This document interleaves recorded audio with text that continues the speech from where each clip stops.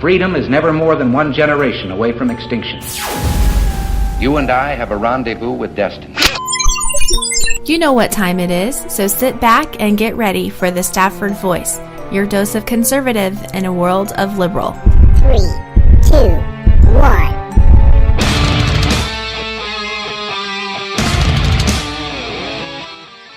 Hello, America. Today's show topic is the Second Amendment. You know, a good old-fashioned Wild West showdown, if you will. So sit back, buckle up, and hang on because we're just getting started.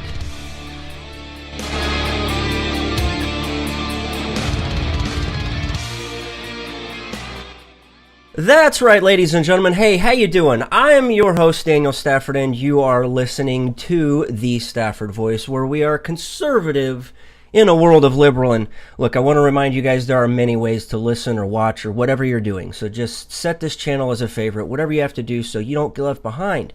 Because if for some strange, crazy reason you miss the show, there's no need to panic because I've got you. In the case you aren't already following on social media, go ahead, find me over on Twitter or Gab at Stafford Voice. You can also find me over on Grassfire, Facebook, Instagram, or any other social site of your choosing. Wherever you're at, just search for the Stafford Voice, and, well, you know, I'm probably there. If not, hit me up on one of the other ones and get me over there. Okay, without further ado, like I teased you earlier and all day today, we are having a good old-fashioned Wild West showdown. We're going to talk about the Second Amendment.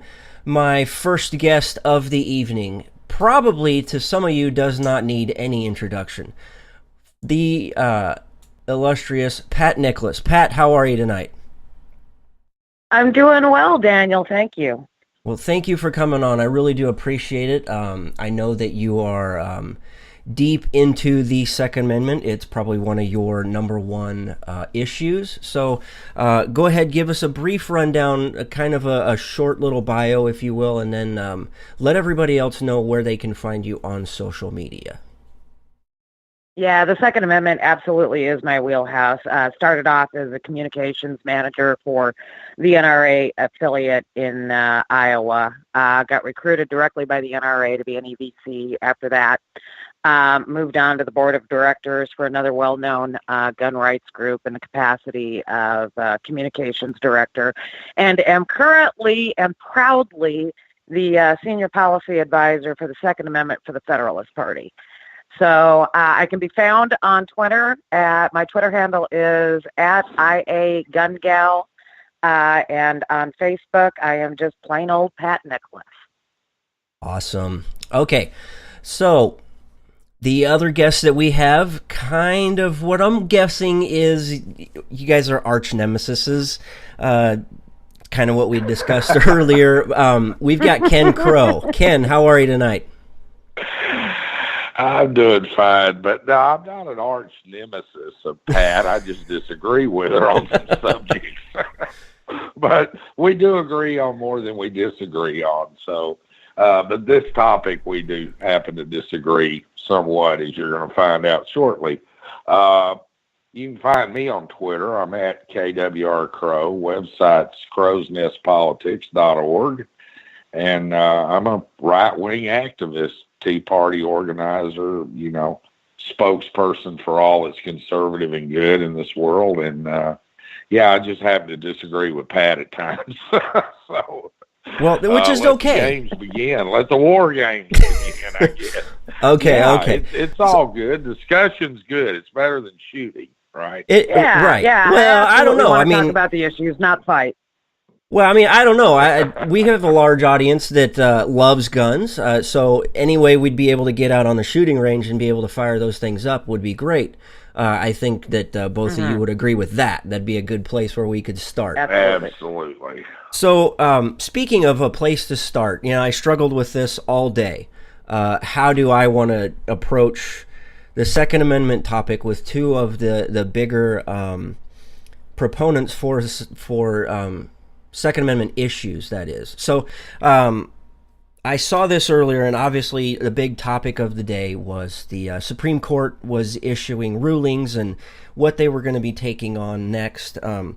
And they actually had two that came up where they they had to decide whether they wanted to talk Second Amendment issues or not, and they struck down both of them. They didn't take either one of these cases. One of which was the one that came out of California's Ninth Circuit, where the San Diego sheriff, who had imposed strict limits on issuing permits for concealed weapons, they say that this was a disappointing pass on the chance for the court to make a landmark decision on the right to carry guns outside of homes. So, this was one of those things where you could take it either way. So I'm gonna toss it over to the two of you. First, I want to get Pat's intake, and then Ken, I'll let you rebut from there. So go ahead, Pat. What do you see with this? Yeah, this is, and it pains me to say this, but it's a huge blow to the Second Amendment, and it's throughout the campaign we were hearing, Supreme Court, Supreme Court, Supreme Court, and the whole time I was saying, it doesn't matter. Look at the history of Supreme Court rulings. This one was decided 7-2, even though we have, a conservative-dominated court now. It sets the Heller decision back a notch, in my opinion. I don't see anywhere in the Second Amendment where it says you have to show just cause to carry a gun. I don't agree with California's May issue and having to, show just cause to exercise self-defense. In that ruling, or in that law, it just saying that, you want to protect your life, you want to carry for self-defense, that's not a good enough reason. If you have a stalker or something like that and can prove that, then you might be able, to get a permit. There were still, this law has been in place for a while, there were still 1,200 gun murders in California per the latest FBI stats. How's that law working out for you? There is no law that's going to legislate the evil out of somebody, so the court's refusal to hear this case was painful, in my opinion. Criminals are going to criminal. We know that. You can look at exactly. You can look at places like Chicago and other places. So, Ken, what's your take on this one? Well, hey, I'm going to agree with Pat on this. Look, here's my thing on the Second Amendment, and this is where Pat and I have fun and disagree a lot. The Second Amendment is the Second Amendment. Now, do I think you should carry a gun into an elementary school to go to your kids' play? Not really, not so much. Do I think you need to carry a gun to church? I don't know. It's debatable. If you can protect it and hide it, nobody knows you have it, fine. But don't be strapping it on and walking in and, saying you're going to worship the Lord with a 44 Colt on your hip, There's prudence. I'm of the opinion there's prudence. Now, where we really get into it and disagree was I say, where do you draw the Second Amendment line? It's like these congressmen on Capitol Hill and senators. I think it's ludicrous that they can't carry a gun. I mean, they have people trying to kill them, for Christ's sakes. They should be able to carry a gun, knowing that it takes 5 minutes for the police to get there to save you. This guy's got 5 minutes. He can peel off a lot of rounds. Okay, so with his AR-15. So wait a minute. But do you believe the people? Go ahead. Go ahead. I was just going to say, do you believe the people? Go ahead, Pat. Go, Pat. Your turn. Go. Do you believe the people of D.C. should have the same right as those congressmen? I heard about the legislation that was introduced by Mo Brooks, and I love Mo Brooks. He's a heck of a nice guy. But I thoroughly disagree with this. I find irony in this legislation that he's introduced, where Congress can exempt themselves from D.C.'s gun laws, but nobody else can. These guys swore an oath to uphold and defend the Constitution, but they want to exempt themselves from the 10th Amendment. Well, I'm of the opinion that D.C. is the one place in the country that we probably should be really stringent on gun laws.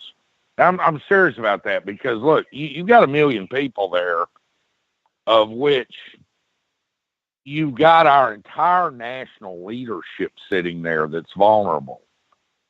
And you've got to protect these people. And if you've got 1 million people running around with guns, there ain't enough Secret Service agents to protect these guys.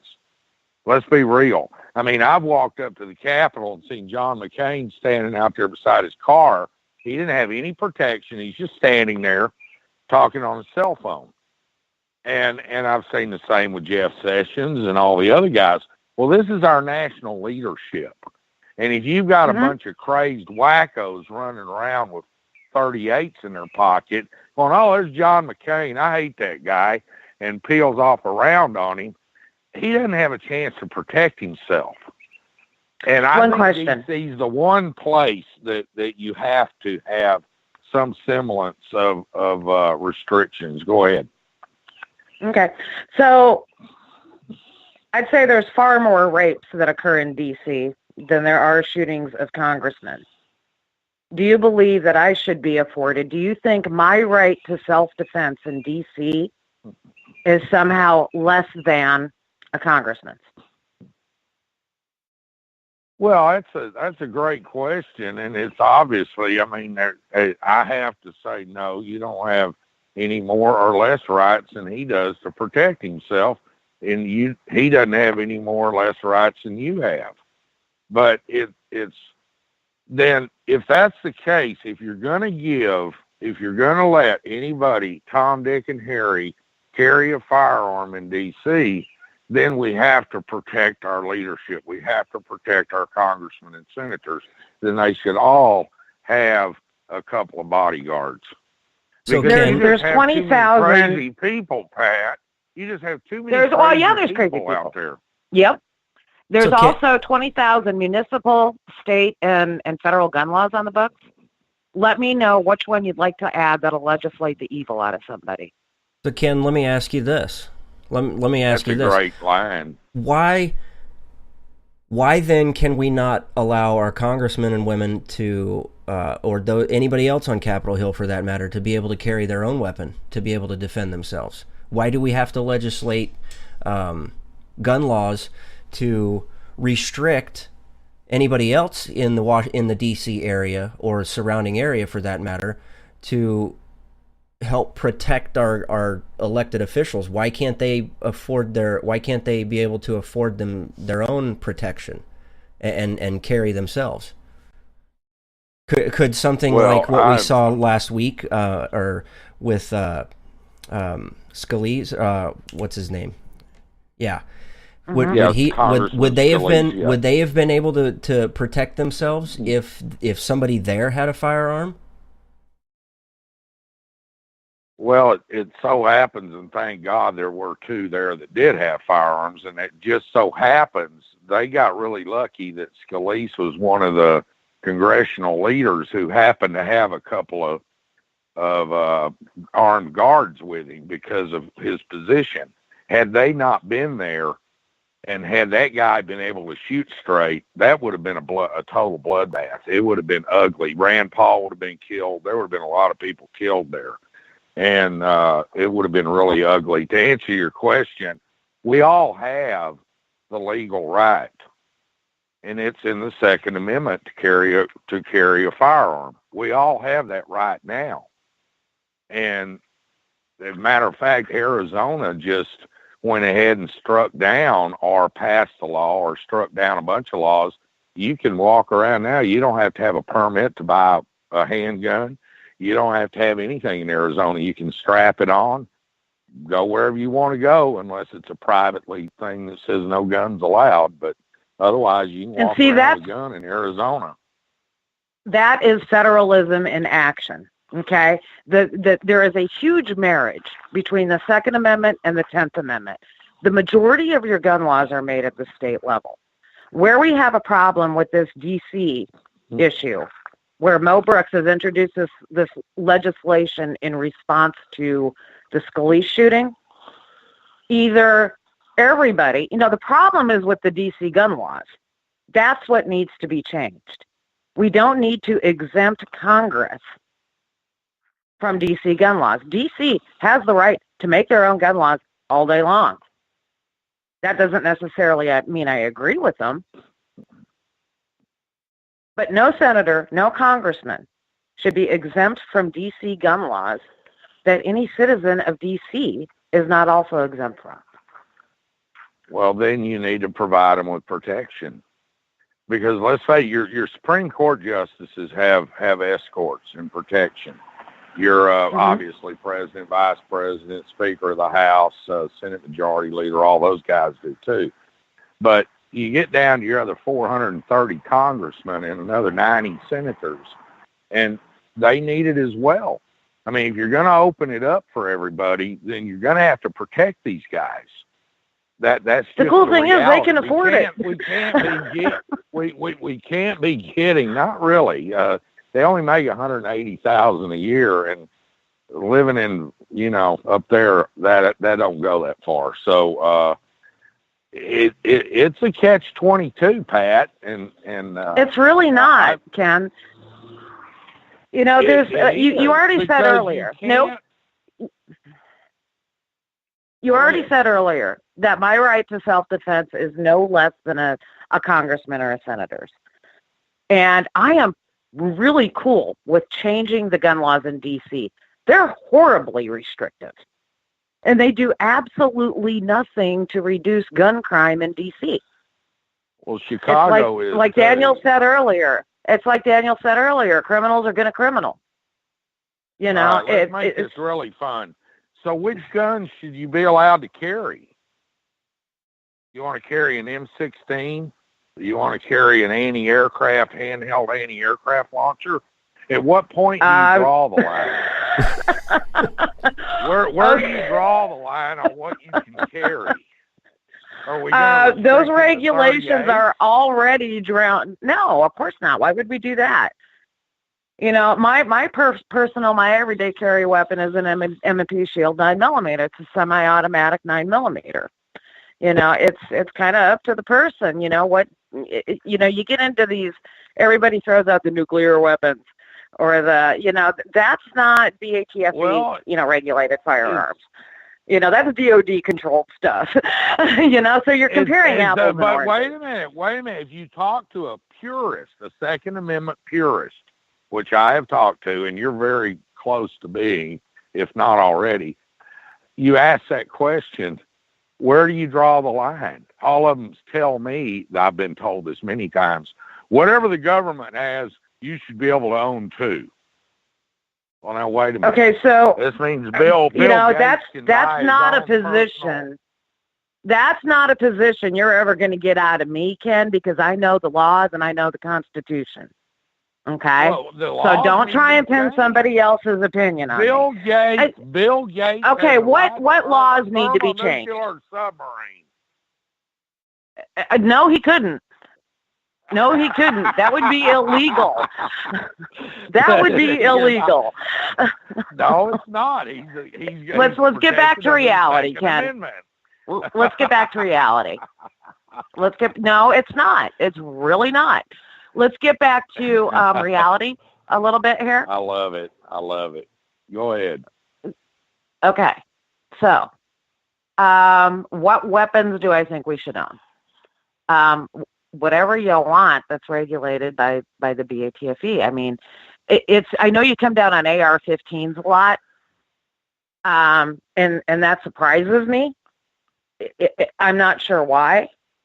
I mean, a 30-06 has a much higher muzzle velocity. It's got roughly 3,300 foot-pounds of energy behind it.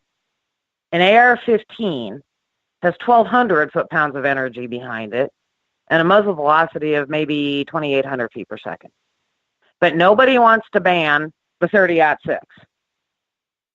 It looks like Granddaddy's ranch rifle. So, I mean, right. I guess my question to you is, where do you draw the line? Do you want everybody to have a revolver? Pea shooter? No. I draw. So where do you draw the line? I draw the line at fully automatic AR-15s, AK-47s, M16. An AR-15 is not a fully automatic weapon. An AR-15 is a semi-automatic weapon. Convert them. I understand that. No, but that's a people myth. have converted them. That is an Well, absolute I myth, don't and it's know. I'm illegal not to gonna- do. It's illegal. Well, It's already I know illegal. I know people that own them currently, but at Okay, any then rate, I know they're breaking the law. Well, yeah. So now all you're doing is admitting more laws don't work. Well, yeah, but you ask why I'm against fully automatic weapons, okay? It's because you can rattle off 30, 40, 50 rounds in a matter of seconds, okay? Whereas a police officer, there's no way he can defend himself. I remember a few years ago, a couple of guys took, I don't remember if they were fully automatic or semi-automatic.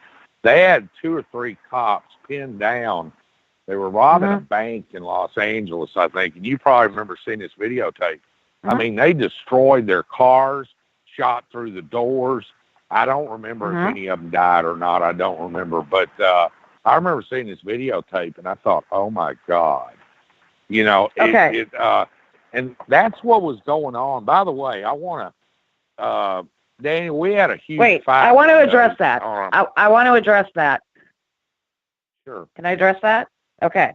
You bet. First of all, those weapons were not obtained legally. Okay. Second of all, there's roughly 148,000 fully automatic weapons available out there. They're on a registry. There is a registry for fully automatic weapons.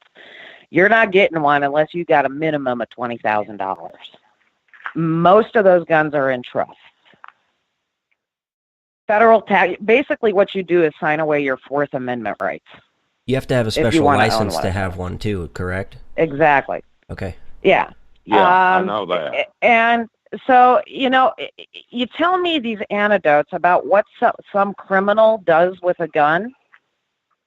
All that basically, what you're telling everybody is that you believe the American gun owner is one step away from crazed lunatic about to go berserk. We don't ban things from the people in this country based on a maybe they might do something bad at some nebulous point in the future. Why should I not own an AR-15 because some criminal some evil person shot up, a ball field in Washington, D.C. with one? Well, it was an SKS, but you get my point.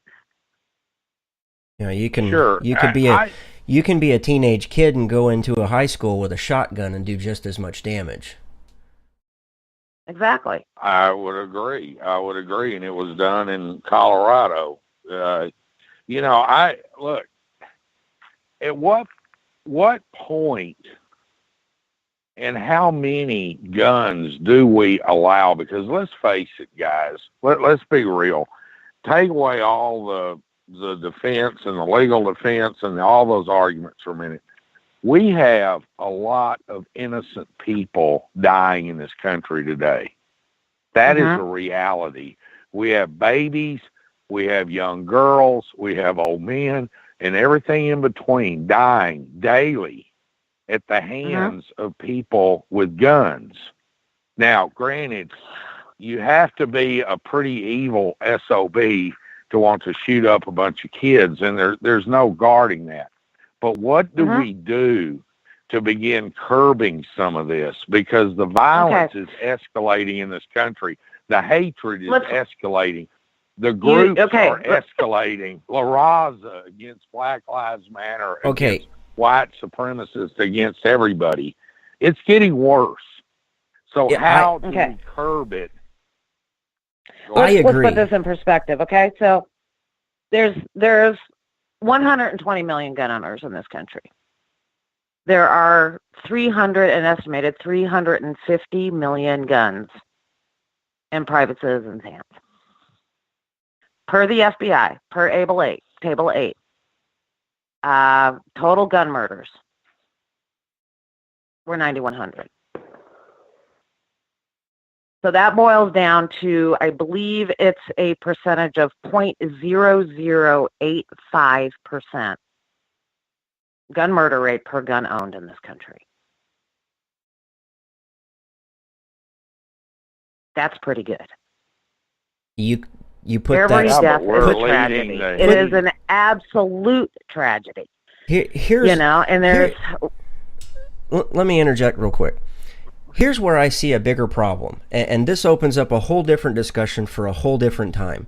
But we can argue how many guns we should be able to have as a country.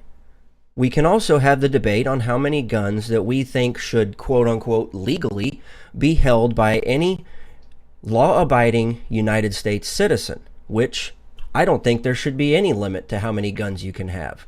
It's your right, your prerogative. Now, Yep. we can put the death statistics against anything else in this country, like heart and mind issues, such as Planned Parenthood, these are quote-unquote doctors who have it's their job to go in and rip out the fetus of a child. And we are more concerned about putting more gun laws on the books. I'm more concerned, honestly, about how we can shut down an organization that lawlessly goes in and sucks a fetus out of a woman and denies two rights, the right to life and the right of what a woman's purpose is on this planet, to give birth to another child and bring forth God's creation. That's a bigger issue. It's less of an issue. And the to two are worry. inexplicable. The two are tied, too. You know, Right. we talk about the Constitution a lot, but we got the Declaration of Independence that unequivocally states, you know, that the right to life, liberty, and the pursuit of happiness are unalienable rights endowed to us by our Creator. You know, we just touched on the right to life. You know, it is so tied to the Second Amendment.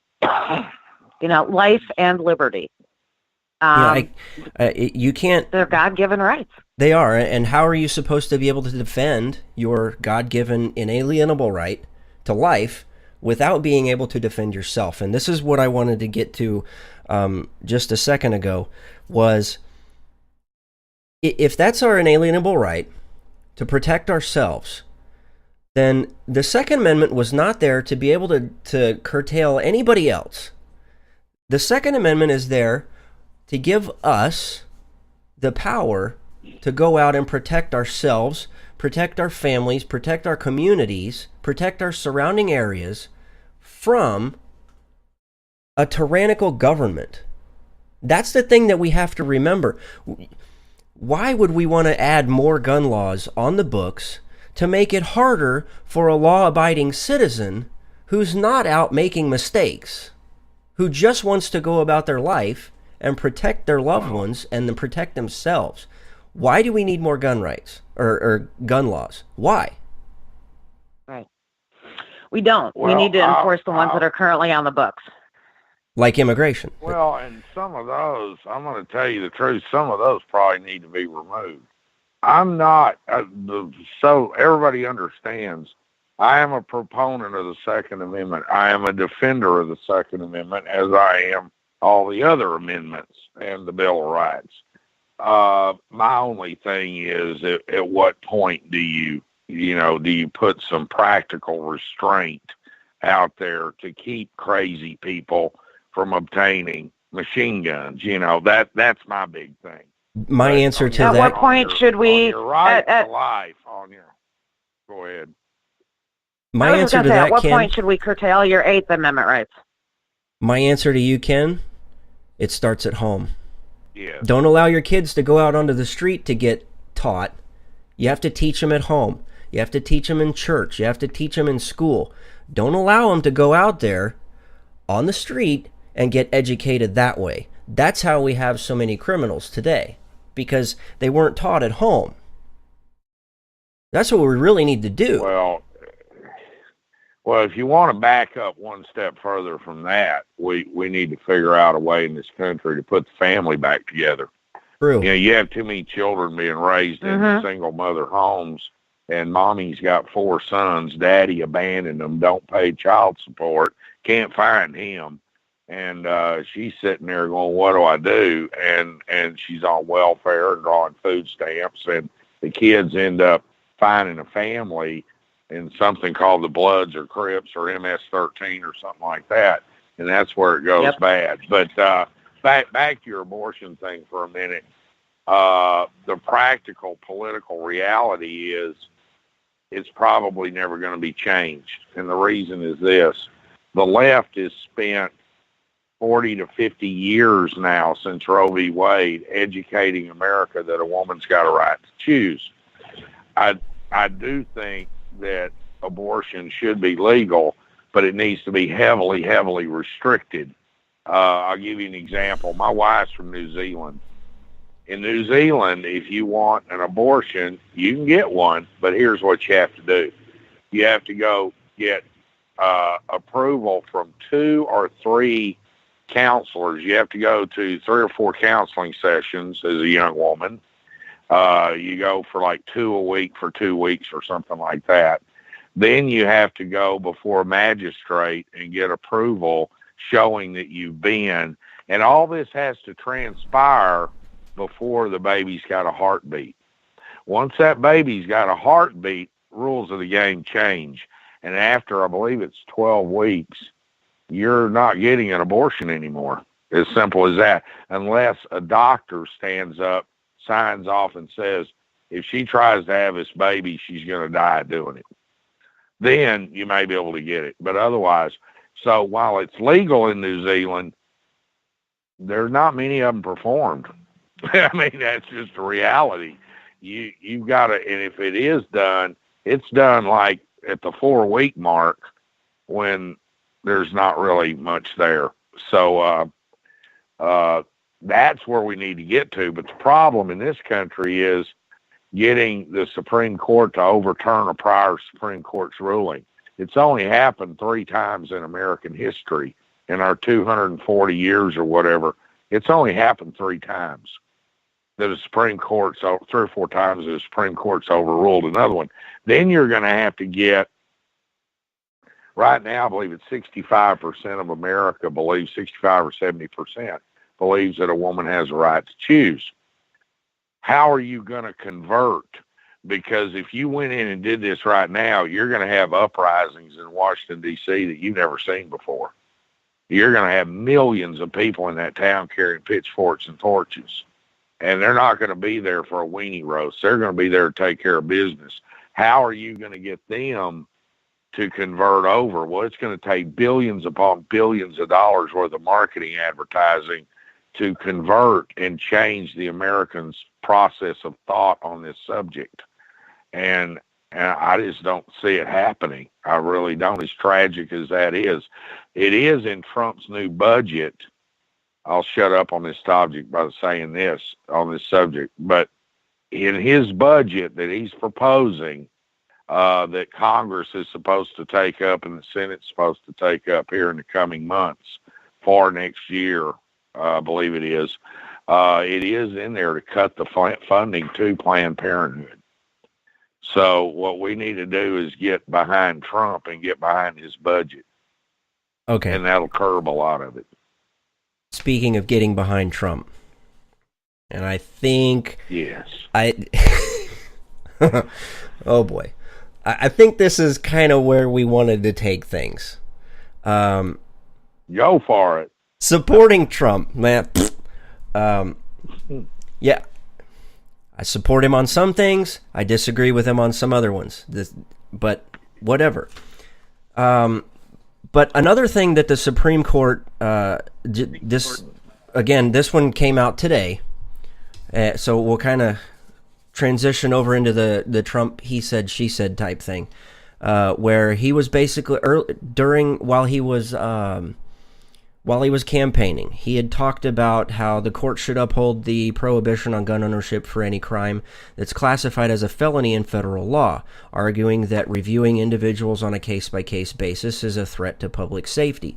Now, this comes by way of the Supreme Court, where they declined the opportunity to hear a case about a Second Amendment issue for 2 Pennsylvania men who had been convicted of nonviolent misdemeanor crimes but treated as felons under the federal gun ban.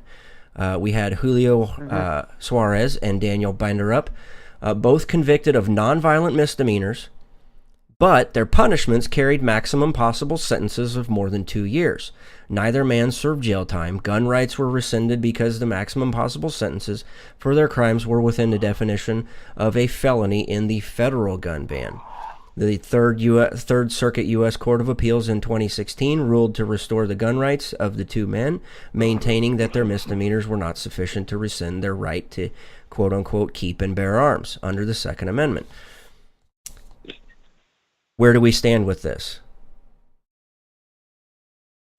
States' rights usurp everything, in my opinion, unless I'm not a constitutional scholar. But if I'm not mistaken, states' rights carry a heavier burden than federal rights do. Am I mistaken about that, Pat? Aren't Yeah, I think you got. Yeah, you got that. usurp? You got that backwards. The states. The beautiful thing about the states, and the beautiful thing about the Constitution is the 10th Amendment, and the powers that the states have to create their own laws. However, those laws cannot violate the U.S. Constitution. My opinion on the cases with these two individuals is this is a classic example of federal government overreach. When this law was put into place, I had a problem with it. The Second Amendment is 27 words long, and the federal government has one directive in it, and that's to not infringe. The rest of the laws are made at the state level. It was already ruled by a lower court that these two men should have their rights reinstated. Again, that we have another case of it doesn't matter what the balance of the court is, and everybody was saying we need to elect Trump because of the balance of the court. Didn't pan out in this case. These two men are the victims of a law that should have never been put into place in the first place, in my opinion. Well, you said what I just very uneloquently said. I was trying to say what you said. It just came out wrong. I think it should go back to the state, and the state said, hey, look, these guys should have the right to own guns, and as long as they didn't commit a felony, then they should have the right, and their state justice system said they did not commit a felony. They should have a right to own firearms. I disagree with the ruling vehemently. Congratulations, you're a Federalist. Okay. I don't know what I am. I'm just a flag-waving American. So where else do we Republican? What else has Trump said or done in the past that we've had disagreements on? Oh, the big explosion that Ken and I got into was over the no-fly list. With relation to the Second Amendment, correct? Yep. Yeah. You want to take that ball and run with it, Ken, or you want me to? Go ahead, Ken. Let's let Ken take this one. Well, okay. My argument on the no-fly list was this, and yes, I realize there's people on the no-fly list that probably shouldn't be on the no-fly list. But look, when you have the government doing background checks on Abdul from Afghanistan, who's here on a permit for a while or a 10-year thing, and he's on the no-fly list. And they've got him. Well, now he's an American citizen. Let me back up and say Abdul's become an American citizen. But Abdul's he went back to Syria for a while. Abdul came back. Abdul's done several things Abdul really shouldn't have done. And the government said, wait a minute, Abdul may be a danger here. So they put him on the no-fly list. Now Abdul wants to go out and start buying AR-15s, and he can't. I think that's a damn good thing because we don't know what Abdul's intentions are. And I guarantee you it's not to deer hunt. And that's where I got into it with Pat. She said, well, no, you can't. There's people on the no-fly list that shouldn't be on. I agree there's people on it that shouldn't be on it. But there's also a whole lot on there that should be on there. And if you're on a no-fly list and you're so troublesome that the government says, pal, we don't even trust you to get on an airplane, then I don't think you should own a gun. That's my argument. So should he not be able to go to Walmart and buy a pressure cooker either? Should there be a federal list to put you on a no pressure cooker list? I'm only asking. I mean, I'm just saying. I know where you're going with that, but look, I don't even know how to operate a pressure cooker. Well, I mean, but else with it. But again, I'm just kind of I'm going along with what you. Should Abdul not get a driver's license? Should he not be able to rent a Ryder truck? I get all that. You know, you've got bad people in this world. Exactly. You play the numbers game. And when you've got 100,000 people on the no-fly list, or 500,000, whatever's on there, you know, I know there's a few on there that shouldn't be on there, but you got to play the numbers game and say, look, guys, this is more than likely what they're going to do. It could have been that the idiot, the crazed lunatic that went into the factory in Oklahoma with a machete and decapitated that lady while yelling Allahu Akbar, he may have been on the no-fly list and tried to buy a gun, and thank God he was only able to kill one person instead of 42. You know, who knows? I don't know. But you've got to do what you can do. So you're saying that there's a bigger issue other than guns? Well, obviously. Well, yeah, I mean, we can storm a subway system with an axe.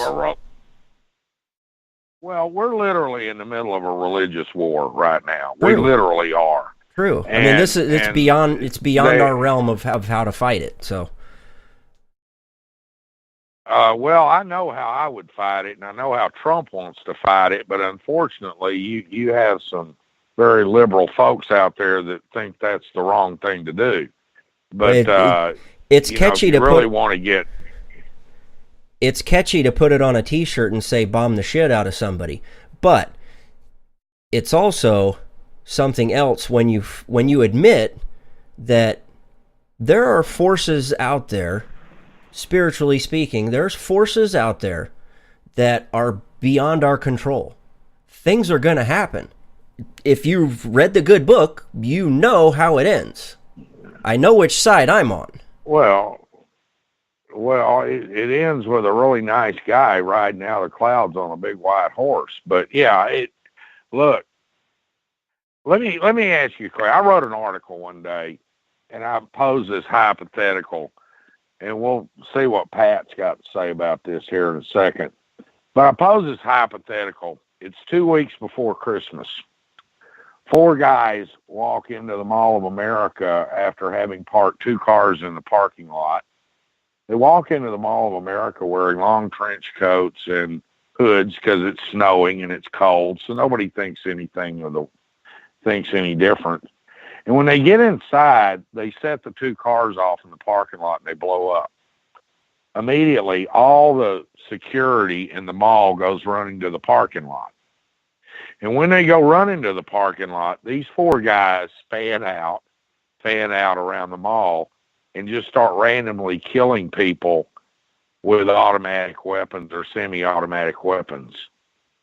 And it's a total bloodbath. And then they blow themselves up, thusly blowing part of the mall up. And in the end, you've got about 2,500 dead people. And this all transpires within 10 minutes. How do you stop that? With law-abiding citizens. I'm trying to figure out how we got off the no-fly list. With law-abiding citizens carrying. That's how you put an end to it. With a law-abiding citizen who is trained, who has practiced, who has put the time behind the trigger, who has never had an issue with it before, but when the time comes, they answer that call, and they draw. That's it. That's how you do it. Okay, what's your laws in Minnesota regarding guns? I'm not familiar with Minnesota gun laws. Pat may know them. I don't know them. I don't know. I'm in Kansas. I can open carry. Or you can open carry in Minnesota? No, I'm in Kansas. I can open carry in Kansas. Well, you do anything in Kansas. We know that. I can open Well, carry in Arizona. Missouri. You can open carry in Missouri. Can I? Yep. Can I jump back to the no-fly list thing? Sure. I didn't really get to. Okay. You bet. All right. We agree that there's no proof of wrongdoing to be put on that list, right, Ken? It's based 100% not on necessarily, suspicion. because Yes. I do not know the criteria for it. So Okay, the criteria is it is based merely on suspicion. Your social media posts can land you on the no-fly list. A mistaken identity can land you on the no-fly list. An 8-year-old Boy Scout by the name of Mikey Hicks was on the no-fly list. That list was ruled unconstitutional by a federal judge in 2014. Okay. And that's because they don't have to tell you that you're on it, nor do they have to give you any meaningful way to get off of it. There is zero due process. Okay, then why are we discussing a no-fly list that's ruled unconstitutional? It was ruled Is it still in unconstitutional by a place? federal judge. It is still in place. It's never been heard by the They're still Supreme Court. using it. Yes, they are. Okay. We don't Well, ban number rights one, from people. Wait, let me finish. Okay, let me finish my thought here. If we know Abdul is a criminal, if we know he's a terrorist, let's charge him with a crime. Let's give him his day in court. And if he's found guilty, let's incarcerate him. And to target the Second Amendment on this, you're not calling to violate his 1A rights. You're not saying, hey, he can't go to church. You're not saying, that he can't get an attorney, his Sixth Amendment rights. You're not saying that we can treat him, to cruel and unusual punishment, his Eighth Amendment rights. Why are we treating the Second Amendment differently than the rest of the Bill of Rights when it comes to the no-fly list? Well, probably because the Second Amendment involves firearms which kill people. The other amendments don't, but that would be my guess. But look, if the no-fly list doesn't actually have you committing a crime or have committed crimes, or you're currently being investigated by the NSA and they're listening to your phone calls and you're planning to hijack planes and blow things up, then I agree you should not be on the no-fly list. I mean, you have to have done something to deserve to be there. And if you have done something, then you're right. You under our Constitution, you should have your day in court, which means you should be charged and have your day in court to get off the list. I firmly agree with you on that subject, Pat, that just arbitrarily put somebody on there because they make a random Facebook post that the government doesn't like is a bunch of horse crap. That's ludicrous. That's absolutely ludicrous. Or you could be a high school kid who makes a clock with little wires hanging out of it. But anyway, that could or could not land you on the no-fly list, which should have, but we let him go over and then come back and then sue the shit out of somebody. But I tell you what. I quit flying, but I was told that I was on the list. But I did quit flying, so I haven't challenged it to find out, but I was told I was. Well, the government doesn't have to tell you that you're on it, so. They don't like me because I'm a loudmouth and I'm right-wing. Janet Napolitano didn't like me, and I'm a veteran, and I'm a Christian. And I wave a Tea Party flag, so she didn't like me. Well, true story. I'm not kidding. I tell you what, can I get you guys to hang on for just a minute and pause this real quick, and then because I'm going to wrap the show up, at least the podcast portion of it. But I'd really like to carry on some of the conversation afterwards during our after the show, if you don't mind. And maybe we can get some of the people that are over in the chat rooms, or some of the things that maybe you guys have seen on Twitter or social media or anything like that. Maybe they've got questions that we can ask. Perfect. Absolutely. Sure. Okay, guys, if you're in the chat rooms over on the YouTube, or you're on Twitter or Facebook or wherever you're listening, go ahead and throw some questions at us while I go ahead and wrap things up, and then we'll try and answer some of those things, or we'll try and cover some of the comments that you guys have left. So with that, that's all the time we have for this week, and God willing, the Stafford Voice will be back next week. You can follow me over on Twitter at Stafford Voice, and you can find me on Gab at Stafford Voice as well. Or you can look me up on Facebook, Instagram, a myriad of other social media sites by looking for the Stafford Voice. Also, you can email your questions, comments, or concerns to thestaffordvoice@gmail.com. Again, that's thestaffordvoice@gmail.com. I want to thank you so much for your time, and until next week, thanks, and God bless.